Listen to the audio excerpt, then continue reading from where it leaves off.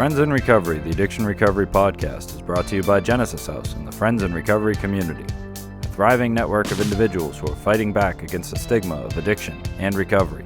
Join your hosts, the Podfather, Jersey Ed, Miss Meg, as they break the silence and speak up about the real issues of addiction, treatment, and recovery. Friends in Recovery, the Addiction Recovery Podcast, is available on Facebook, Podbean, iTunes, and YouTube, 24 hours a day, 7 days a week. Now, here are your Friends in Recovery. Hey, welcome everybody. Friends in Recovery Podcast. I am the Podfather, Mike Miles. and I'm Jersey Ed, everybody. How's everybody doing? And good to be here. Listen, it's been a while. I haven't seen you or spoken with you, and you're looking good. You look like you put on a few pounds. We're missing somebody, Podfather. Who's that? I don't know. And somebody that's not sitting next to you or another screen there. It's Meg. Meg is on a hiatus right now. Oh, yeah. She's writing a book. She has an internship and she has a job and she has a life. So she asked if she can take a few months off, and we let her.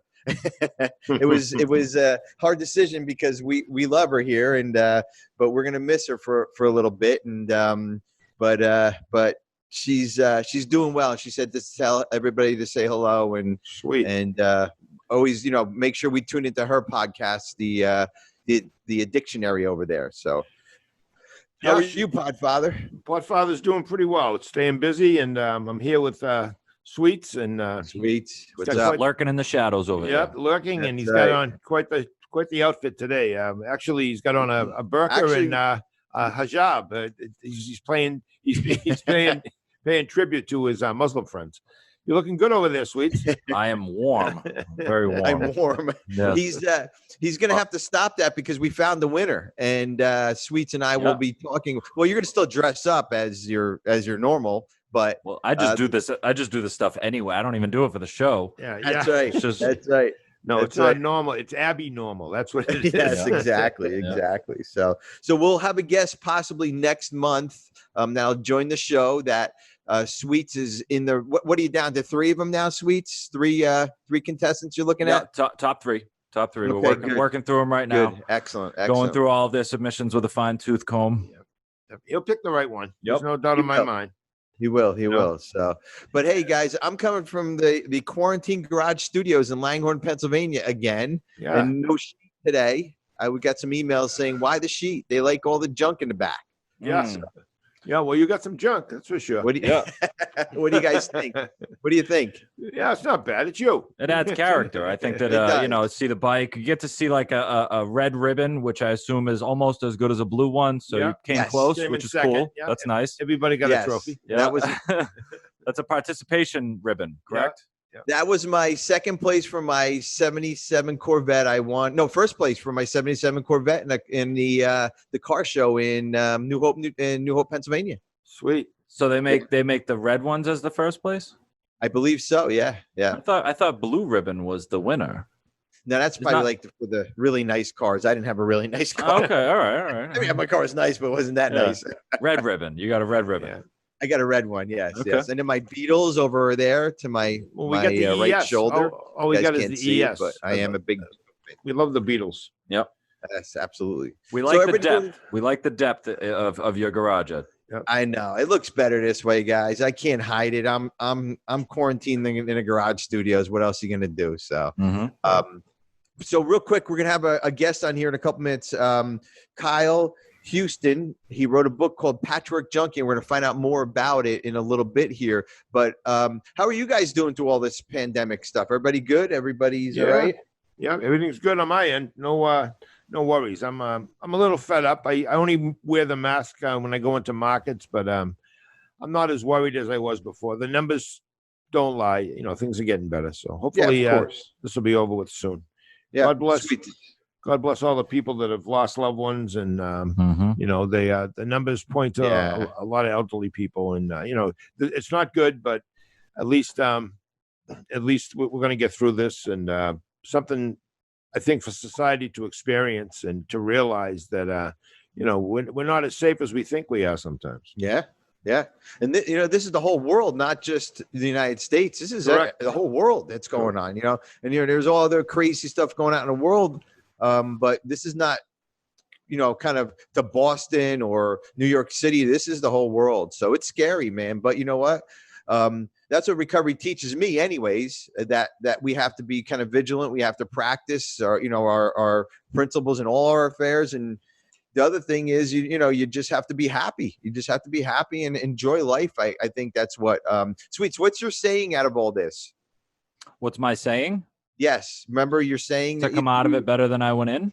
There you go. That was it. I mean, I as a recovery podcast, the Friends in Recovery podcast, I think that there's a lot of people struggling right now with, prioritizing their recovery, their sobriety. In early recovery, I remember that, I had a lot of hopelessness, right? Mm-hmm. And then I looked around at the rest of the world for stability, like my family, my friends, the world, the structure of the world. And I was like, I need to try to get well so that I can live a normal life. And then, I'm looking around right now and I could just imagine somebody, in early recovery looking around at this instability. And it's like, why bother? Right. There's just so many good reasons to get well and stay sober. And if you're listening right now, don't let the chaos that the world is going through scare you away from trying to stay well. It's worth it. It really is. Yeah, you can do it. Yeah. You can, if you want, the way I look at it, if you want to maintain a life full of sobriety, you put some work into it and it's still going on. You can Zoom into meetings. You can read some of the literature. That's one thing I've done a lot of lately. I've done a lot of reading. I'm reading 3 books right now, books that have been in the backseat of my car. I finished up Maureen Kavanaugh's book, which was fabulous. I finished Sweet's book, which was also very good. I finished that a few weeks ago. And I'm reading another book called Spearhead. It's about World War II and a tank division that my dad was in, actually. Just went in a totally different direction. Yeah, absolutely.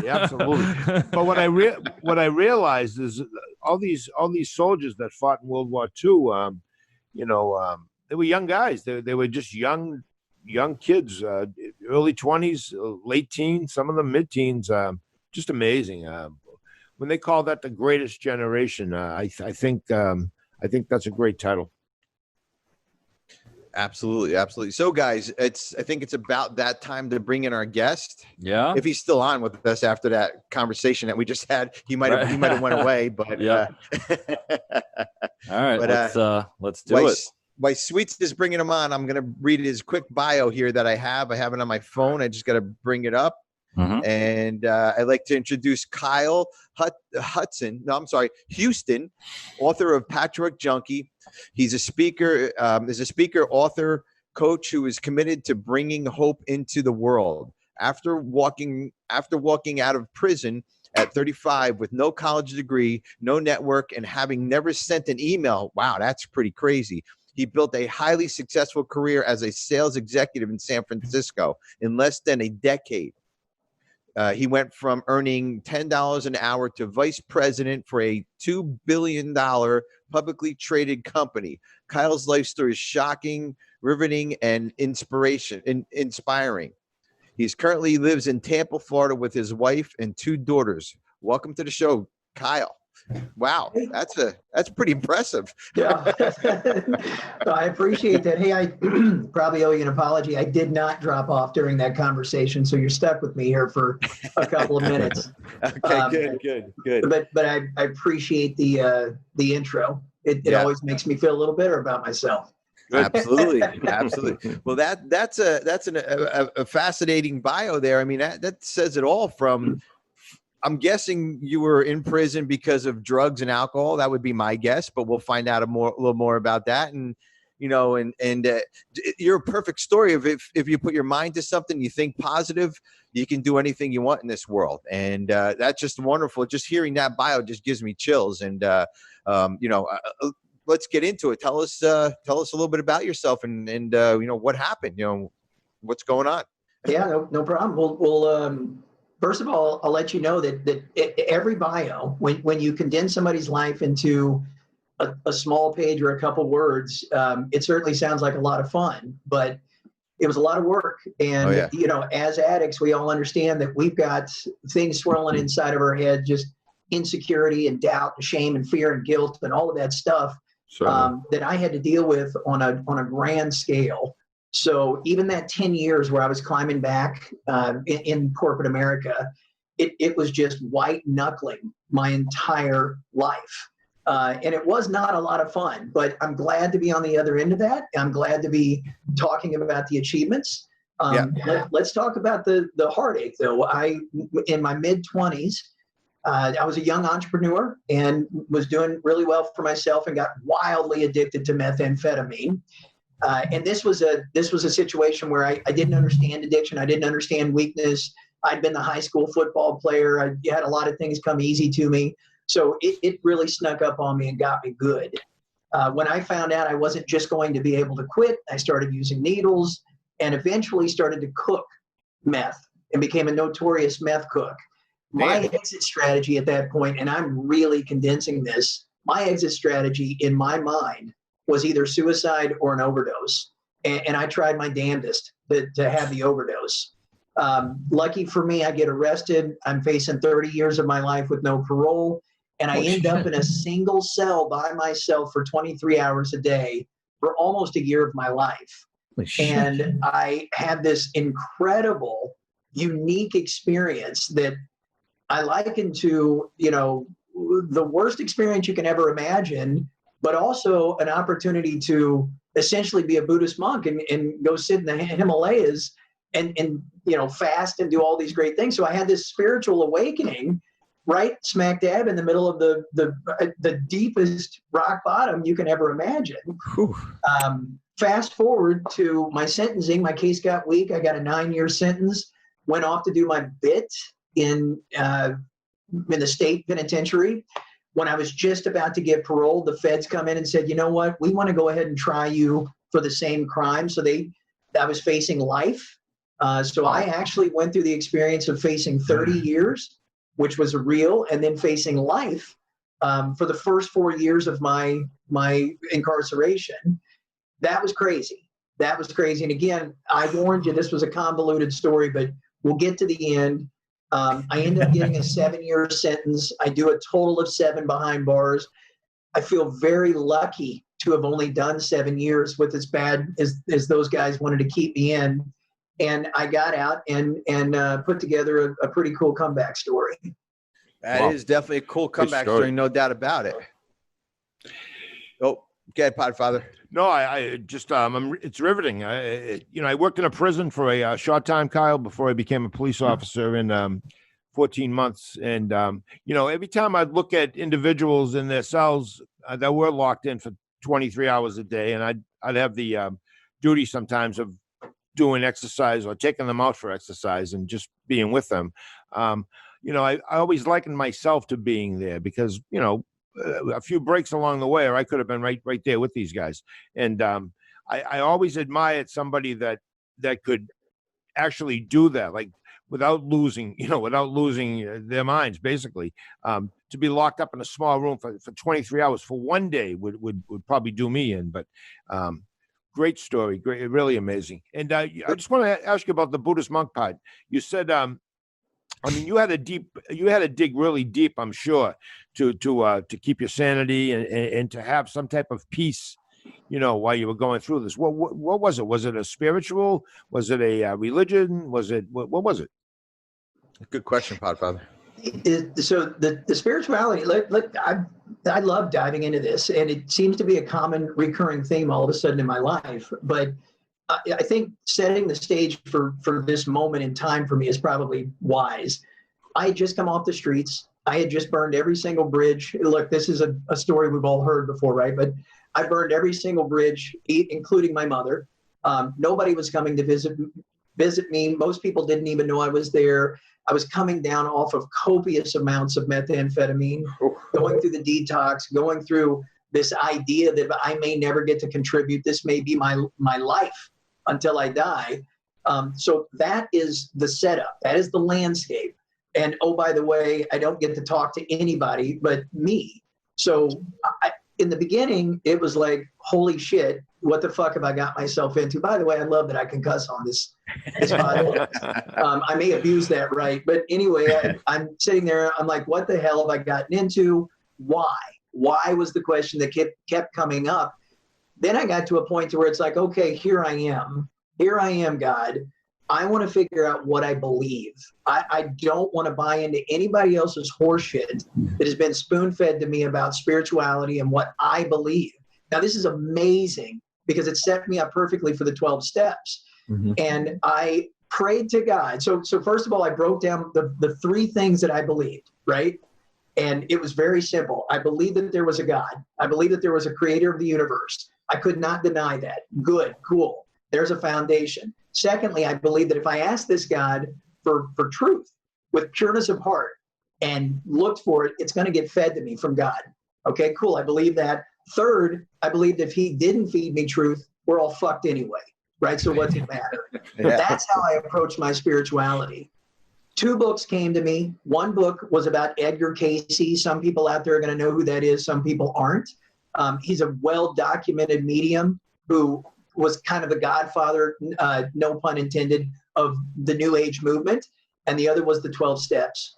And I devoured both of those books. And the 12 Steps to me was not a blueprint for recovery, but a framework for spirituality. Mm-hmm. And this became the most beautiful moment of my entire life, where I'm disconnected from all the distractions of what car you're going to drive, how much money, who's the girl, blah, all the shit that gets in our head. The shit that gets in my head now was gone. And it was just me and God. And it was amazing. It changed my life. It changed my life. And the end result, I'm trying to make this quick, guys. I'm sorry. No, go ahead. No. Take your time. It boiled down to love and oneness. It boiled down to the pursuit of those 2 things, which I promise you, a kid from a small town in the middle of Missouri being raised in the Bible Belt, that's a radical concept. Mm-hmm. And it was the answer. And I've dedicated my life to figuring out what that means for me. And look, it was, I never, we talk about recovery all the time. I never attended AA meetings, which, I may fix that. Right. I may start doing that now late in my life. And I never went to a rehab longer than 3 days. Right. What I did is I read the 12 Steps by myself with the spirit of what the book was written for going through me. That's for sure. I wish everybody could have that experience. I think if most people, I run a step meeting on Tuesday nights. I have for 2 years. I think if most people, just people in general, not addicts or alcoholics, read the 12 Steps, vigorously or just took their time, I think they would feel something. Those books, that book is just an amazing, amazing book. That book has saved so many lives and changed so many lives. Well, so nice. You put that together very well, and you believe me, you take as much time as you want. Don't think we're rushing you right here at all. No. Real quick, we're going to take a quick break here. Save that for after the break. We're going to do a Jersey Ed podcast pick of the week, and then we're just going to keep continuing. We want to hear how you built the $2 billion company up and the spiritual journey. I'm sure equal is in there, but hold that thought. We're going to take a quick break here. Back to you, Podfather, in the studio. You got it. Friends in Recovery podcast. We'll be right back. Since 1992, Genesis House has been helping real people heal from addiction on their private recovery campus in beautiful Palm Beach County, Florida. Their family-owned program is accredited by the Joint Commission and offers detox and dual diagnosis treatment in a comfortable and confidential setting. At Genesis House, they focus on treating the underlying causes of addiction. Their comprehensive approach includes psychiatric care, individual and small group therapy, trauma healing techniques, and holistic care including yoga, massage, and animal-assisted therapy. After treatment, their clients enjoy the lifelong support of a nationwide network of Genesis House alumni. Call Genesis House today at 1-800-737-0933 to speak with someone who understands. Visit them on the web at www.genesishouse.net. It's time to start your journey to a long and successful recovery. Welcome back to the Friends in Recovery Addiction Recovery Podcast. We want to thank our sponsor, Genesis House, for supporting this show, along with individuals in recovery and the people that love them. Friends in Recovery Community of Support holds events across the country sponsored by Genesis House in Palm Springs, Florida, Marlton, New Jersey, Newtown, Connecticut, and Brooklyn Park, Minnesota. The Friends in Recovery Addiction Recovery Podcast is powered by your likes, follows, subscribes, and shares. And please be sure to do us a favor and leave us a 5-star review. And now, here are your Friends in Recovery. Hey, everybody. Welcome back. Friends in Recovery Podcast. I am the Podfather, Mike Miles. I'm here with Jersey Ed in the quarantine garage studios in Langhorne, Pennsylvania, guys. So let me break out the violin. You know what I love, Ed? I love when you breathe heavy into the mic. Yeah. Do it again. When you just his wife's doing everything for him, for Christ's sake. He's like, yeah, I'm over here in Jersey. What about when I blow my cigar smoke into it? Yeah, I'm gonna keep texting you about that, by the way. Polishing the freaking Porsche. He does. I know he does. Throwing a little Gloco on his head. So you guys don't know this, but in the background while we're doing the podcast, I'm sending Ed texts on how to behave. Yeah. Exactly. And stop blowing into the mic. I know. Look forward. What are you doing? So Sweets almost had an aneurysm yesterday when I called him. I said, Sweets, do you mind if I take my podcast equipment out by the pool and do it by the pool to give it a little more feel? He goes, you have a screen. What did you say? A windscreen. A windscreen. Yeah. I'm like, no. He goes, are you fucking kidding me? You blow smoke into the freaking the microphone. What do you think the wind's going to do? I was like, all right, I'm in the garage. But then, I should have said yes, because then we could have just put him outside and turned his mic off, right? And just let it run. You know what I mean? He wouldn't even know. Right. Yeah, just turn his mic off. A little life preserver. Life preserver. Donald Duck. Every time he talks, just Yeah. And edit me out and put some across my mouth or something. Stamp, that crazy stamp. Have a lot of fun in post-production with that. Yes, exactly. I want a crazy stamp across my face somewhere in this podcast there. I got you, buddy. I got you. I'll take care of you. So you got a podcast pick of the week? I do. I need a drum roll. You want a drum roll? Yes, I'm going to give you a drum roll right now. Very good. Thank you, Sweets. Yes, you're very welcome. And my Jersey Ed's podcast pick of the week is another drum roll. Thank you. The Moth. There's no hosts, but this actually was recommended to me by my daughter. Since its launch in 1997, The Moth has presented thousands of true stories told live and without notes to standing room crowds worldwide. The Moth storytellers stand alone under a spotlight with only a microphone in a room full of strangers. The storytelling and audience embark on a high wire act of shared experiences, which are both terrifying and exhilarating. Since 2008, the Moth Podcast have featured many of our favorite stories told live on the Moth stage around the countries. You can find the Moth Podcast anywhere you get your podcasts from and on their website, themoth.org. This is it has nothing to do with recovery, but this is a really cool podcast because the stories can range from a mother giving birth to, somebody's experience in college to whatever. And you can go to these shows in New York City or all over the country and watch these in clubs live. It's really, really cool. So check it out. It's called The Moth. It's a really cool podcast. Wow. So I like it. Yeah. Yeah, I figure it was something different. And the other thing, guys, I forgot to give out our phone number. If anybody wants to call us and hear Miss Meg's voice. Yeah, that's right. She's on the voicemail, right? Yeah. So if she never comes back, I'm leaving it on there because Miss Meg will always be part of the goddamn show. So I'm messaging. So if you want to call in, I'm messaging with her in the background right now while we're doing the podcast. Right, I'm going to let her know how much we miss her. Okay? We miss her a lot. Good. Tell her we miss her. So I will. So you just want to call 617-379-1163 or leave us a voicemail, or you can email us at helpinfriendsandrecoverypodcast.com. If you have any questions for Kyle, leave them or send a message. If you want to talk about whatever, just keep those emails and those phone calls coming. So back to the show. Our guest, back to Kyle. We were neck deep in an awesome story. Let's do it. That was good. Yeah. Back to Kyle Houston. Kyle, welcome back. So, what an wonderful first half of the show. Tell us some more. Tell us some more about your recovery and where you're at now and the direction you're going in. Sure. Yeah, I'd be glad to. And look, guys, I really appreciate the reception of my story. It always makes me feel like I've overcome something. So thank you very much. Thank you. One thing I did want to say, we were talking about the 12 steps before the break.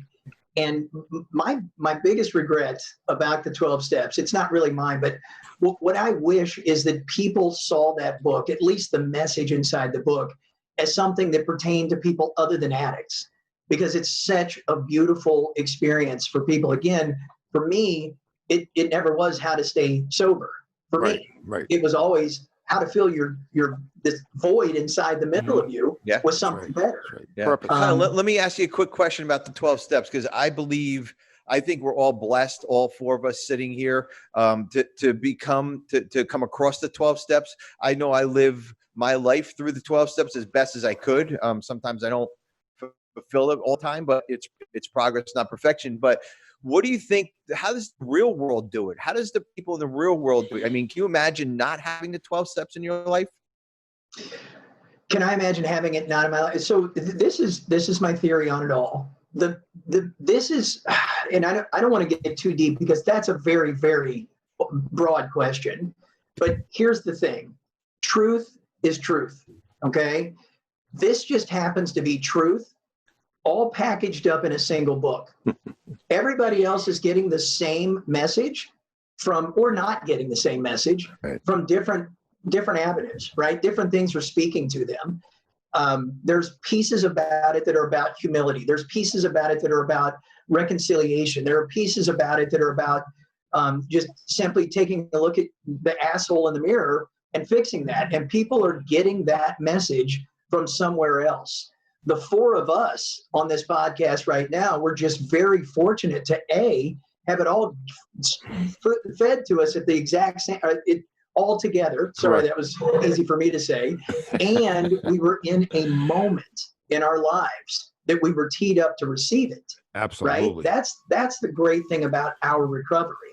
So everybody else is getting it maybe from the Bible, maybe from the Quran, maybe from a TV show, maybe from this podcast, right? But they're getting it. Right. They're getting it. Right. Yeah. I think for me anyway, making amends, not holding a grudge, having a faith, no matter, what. I don't even know. I was brought up Roman Catholic, but that's not who I'm thanking. It's all new to me. It's been 34 years of a blessed life, to be honest with you. I mean, I've had my ups and downs, but the sobriety is all I really came here for. I just came in to get sober. I didn't know how to stop, and at 32 years old, I was given an opportunity to figure this out. And the meetings, and you said you didn't do meetings, Kyle. I was fortunate that I needed the meetings to drive it into me. I needed the repetition. I needed it over and over and over and over again. I needed to sit across from people that didn't look like me, didn't act like me, but we had the same goal of trying to just maintain sobriety. And what I found out with the 12 steps was my drinking and drugging were just a small part of what was wrong in my life. It really was. It was probably actually the smallest part. That was just at one time it seemed like the biggest part because I spent every nickel I had on it. But then all of a sudden I realized that was just a small part. It taught me how to be a better person, how to receive things better, and far from being perfect. My wife would be the first to tell you, my kids would be the first to say, he has his days. But regardless, the 12 steps for me, if all I have to do is start reading steps 1, 2, and 3. It takes me about 14, 15 minutes. I've read them 1,000 times. And those 3 chapters put my day in such a light, no matter what it's like out, no matter what's going on in my life, that I can handle anything. Absolutely. 100%. That's what the steps are all about. So Kyle, how did you take those steps into the world that you haven't seen for 7 years, and you haven't seen an email, probably didn't pick up a cell phone. Tell us a little bit how you transformed that part of your life, leaving a cell into, and Sweets, you did it too. I mean, you're doing phenomenal too, Sweets, what you do too. You guys were in and out of jail and now you're 2 very successful people here. It's just amazing what you guys do. I admire Sweets. I know I tell you all this time, but I admire what you do, Sweets, and where you've been and how you came. And now you too, Kyle, it's just amazing. Because, everybody can say, fuck the world. They fucked me over. It's bullshit. I'm sitting in a cell. All I did was sell drugs, or all I did was buy drugs, or whatever the case may be. But you guys didn't do that, man. You guys said, fuck it, I'm going to take the world by the fucking horns and run with it. So talk a little bit about that. Yeah, no, I think you teed it up really nice. The things that I did not do, I did not become a victim in my mind, right? I felt Honestly, I mean, again, I faced life twice and did 7 years. I feel pretty fucking lucky. Now, we can all argue whether I deserved it or not. We can talk about nonviolent drug crimes. We can do all of that stuff till the cows come home, but none of that served me. So when I walked out of prison, it was, how the hell do I, A, hide all of this because I was scared to death, and B, rise above it. Now, I spent 7 years literally getting my head screwed on right, living in the possibility of the day I was going to get out. So although I didn't have a specific path, I certainly had a belief structure that I was going to make it no matter what. I was at a point where I was willing to do whatever it took. And most people think they're there, but they're not.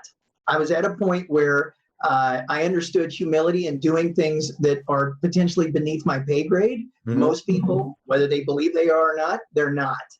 And so I showed up with all of that stuff.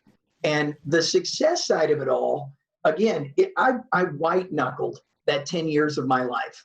I was scared to death. I was insecure. I was full of guilt and shame, and it was not a fun time to be Kyle Houston. But there was lots of achievements that were great. And I promise you, anybody that's a therapist or a psychologist could pick apart that 10 years and say, Kyle, you were still an addict. Holy crap, you were addicted to work. You were addicted to, running. You were addicted to all these things. So I'm sorry that it's not as sexy as maybe it sounded on my bio.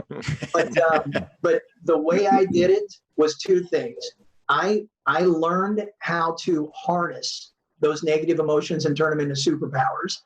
And I never gave myself credit while I was doing it, but I look back on it now, that's exactly what I did. Sure. Insecurity didn't stop me. Insecurity drove me to work 16-hour days. Insecurity, fear of people finding out about my background, drove me to work so much harder and perform so much higher, because if they ever caught me, I need stuff to point at. Oh yeah, well look what I did. You're going to get rid of me? Yeah. And so I literally, again, harnessed those negative emotions and turned them into something special. Yeah. And I've always had, and I'm very lucky, this is something I thank God for, not me.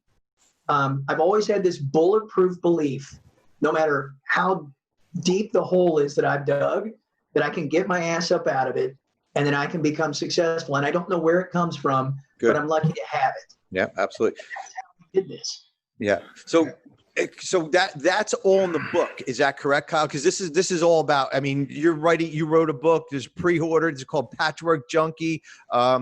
Sweets will put it up on the screen when this is all in, all in production. So, tell us about the book real quick and tell us how we can get the book. Because listen, let's call a spade here. You're here to tell your story, but you're also here to sell a book too. It's an honest program, guys. I just call the honesty out. That's all. Well, if we sell some books, that'd be great. Yes. What I'm here to do, I'm here to get a message out, and this isn't fluff, because I want to make this really clear. We were talking about this off the air earlier, right? One of the hardest things that I ever did, one of the scariest things I ever did, was told people about my past. And this is 2 years ago. This is 6 months ago, right? This is not 15 years ago when I walked out of prison. So I wrote this book for two reasons. One, I wrote it because I needed to release this power that all of this fear had on me. I wanted to be Kyle Houston again, and I wanted to live fulfilled. And two, there's lots of people out there that need hope. So I have no delusions of grandeur that this book is going to make me tons of money, and I don't give a shit. What I give a shit about are all the people that need to hear it and have somebody to point to and say, look, there's a fucked up dude that really did some amazing stuff. Right. Yeah. I do too. So let's get it in as many hands as we can. What the book is about is, the book is not about the success side. That's book number 2, and it's coming out soon.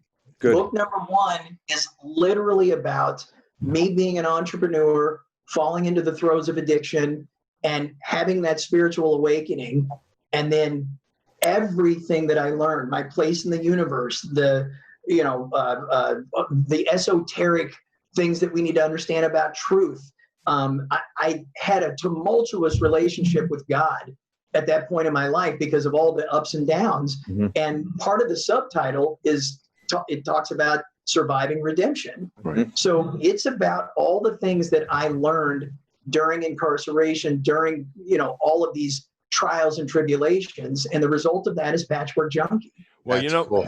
you're talking again about the 12 steps, but the last step, the 12th step, giving back, spreading the word, spreading the message. That's the beauty of this is I can't tell you how many people that I've reached out and touched, and I'm not patting myself on the back. It's because that's what I'm supposed to do. To keep this gift of sobriety, I have to give it, give it back. And, that's what I'm proud of. If I never make another dime, and I make money doing what I do. I'm a therapist. I got an education and I put a lot of effort into it.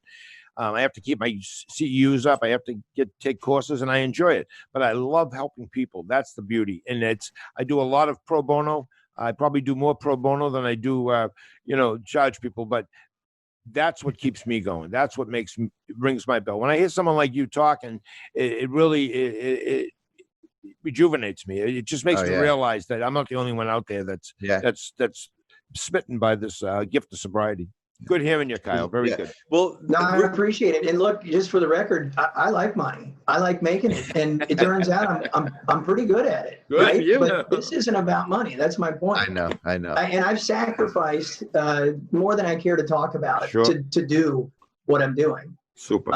So anyway, that's that for whatever it's worth. And there's lots of us out there doing the same thing. Absolutely.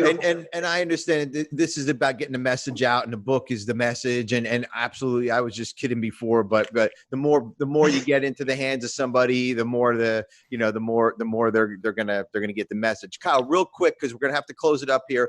Let us know how we can pre-order the book. Is there a phone number, website? Have at it here. This is what your publicist has been waiting for, I guess. That's right. Yeah. So we'll make this easy. So the patchworkjunkie.com. People go to that. They can hit the button. They can order the book. They can pre-order the book right now. It'll be delivered August 7th. KyleHouston.com is another way to get in touch with me if somebody wants to communicate with me. And then every handle I've got on Facebook or Instagram is at Kyle Dean Houston. So my full name. And I really, really enjoy talking to people that have questions about anything. Good. I think I run the gamut on my experience. Excellent. Kyle, real quick, whenever we have an author on, we always ask if we can give away 3 books for the first few people who email us at help@friendsandrecoverypodcast.com or call us at 617-379-1163. Is that something we can do here? We give away 3 books for them. If I have to pay for them, that's fine. But I want to make sure that we get these, get this out in the hands of people. You wouldn't know. It's great that you're taking advantage of my my altruistic nature. No, of course you can. No, of course you can. That sounds great. We'll get you some books. Super. Thank you. Great. Kyle, so give us a call. You've been a great guest. Yeah, absolutely. Thank you, Kyle. Kyle Houston, everybody, Patchwork Junkie. It'll be available soon. All this information will be in the show notes. You'll be able to see where to get his book from. And remember, the first 3 people who contact us, either 617-379-1163 or on our email, help@friendsandrecoverypodcast.com. We'll send you a book. Kyle, thank you very much. Thank you, guys. Thank you, Kyle. Thanks. Podfather, good. That was an incredible story. Yep. I mean, you outdone yourself. Yeah, you did it again. You got another great guest. I don't know how you do it because you have a very limited personality, but you do. You get these great guests.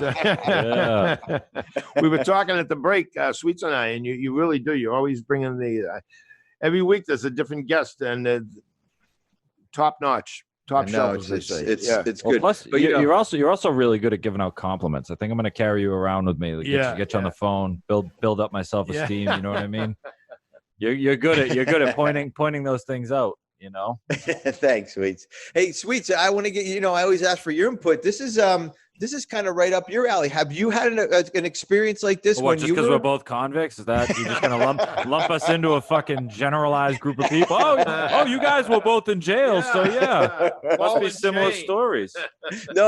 I just want to know if you were inspired like that because you came out and did a lot of good shit in your life, man. You're still doing it, and you're an amazing person too. So, what's your thoughts on all this?